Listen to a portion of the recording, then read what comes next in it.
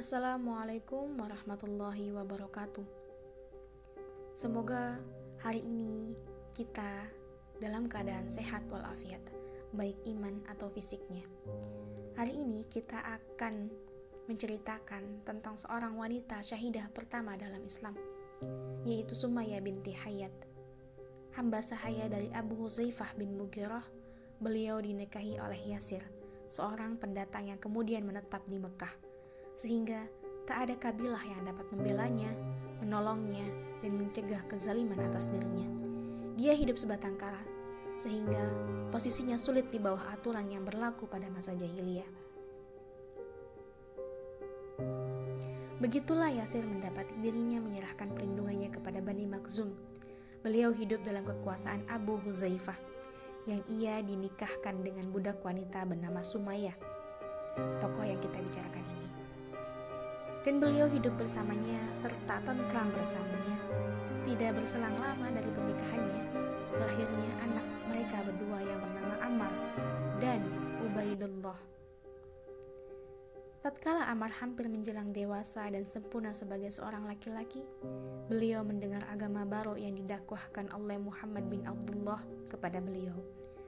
Berpikirlah Ammar bin Yasir sebagaimana yang dipikirkan oleh penduduk Mekah, sehingga kesungguhan beliau dalam berpikir dan lurusnya fitrah beliau mengiringnya untuk memeluk dinul Islam.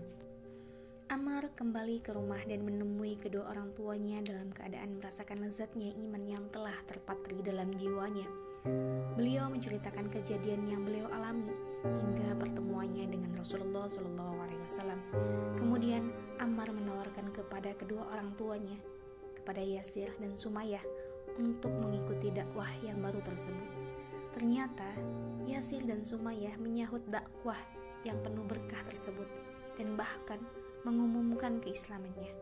Sumayyah pun menjadi orang yang ketujuh yang masuk Islam. Dari sinilah dimulainya sejarah yang agung bagi Sumayyah binti Hayat yang bertepatan dengan permulaan dakwah Islam yang sejak fajar terbit untuk yang pertama kalinya. Masa penyiksaan kaum kafir Quraisy kepada Sumayyah binti Hayat dan keluarganya. Bani Makhzum saat itu mengetahui akan hal itu karena Ammar dan keluarganya tidak memungkiri bahwa mereka telah masuk Islam. Bahkan mereka mengumumkan keislamannya dengan kuat, sehingga orang-orang kafir tidak menanggapinya melainkan dengan pertentangan dan permusuhan. Bani Makhzum segera menangkap keluarga Yasir dan menyiksa mereka dengan bermacam-macam siksaan agar mereka keluar dari din mereka. Mereka memaksa dengan cara mengeluarkan mereka ke padang pasir tatkala keadaan sangat panas dan menyengat.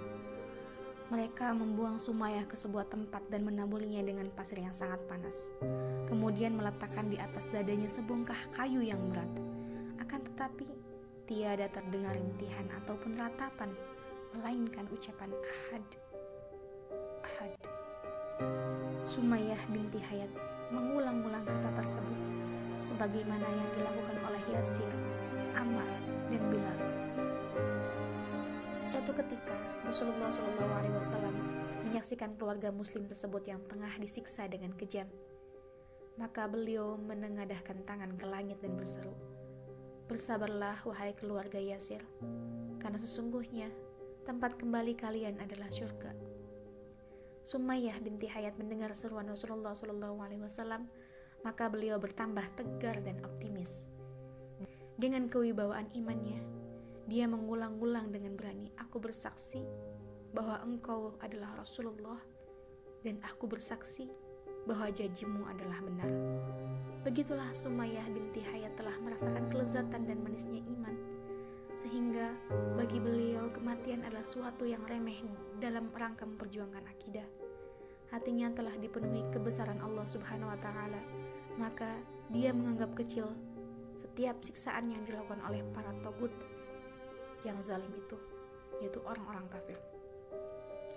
Mereka tidak kuasa menggeser keimanan dan keyakinannya, sekalipun hanya satu langkah semut. Sementara Yasir telah mengambil keputusan sebagaimana yang dia lihat dan dia dengar dari istrinya, Sumayyah binti Hayat. Kemudian Sumayyah binti Hayat pun telah mematrikan dalam dirinya untuk bersama-sama dengan suaminya meraih kesuksesan yang telah dijanjikan oleh Rasulullah SAW. Tatkala para tagut telah berputus asa, dengan mendengar ucapan yang senantiasa diulang-ulang oleh Sumayyah binti Hayat, maka musuh Allah Abu Jahal melampiaskan keberangannya kepada Sumayyah dengan menusukkan sangkur yang berada dalam genggamannya kepada Sumayyah binti Hayat. Terbanglah nyawa beliau dari raganya yang beriman dan suci bersih. Beliau adalah wanita pertama yang syahid dalam Islam. Beliau gugur setelah memberikan contoh baik dan mulia bagi kita dalam keberanian dan keimanan. Beliau telah mengerahkan segala yang beliau miliki dan menganggap remeh kematian dalam rangka memperjuangkan imannya. Beliau telah mengorbankan nyawanya yang mahal dalam rangka meraih keridhaan Rabb-Nya. Mendermakan jiwa adalah puncak tertinggi dari kedermawanan.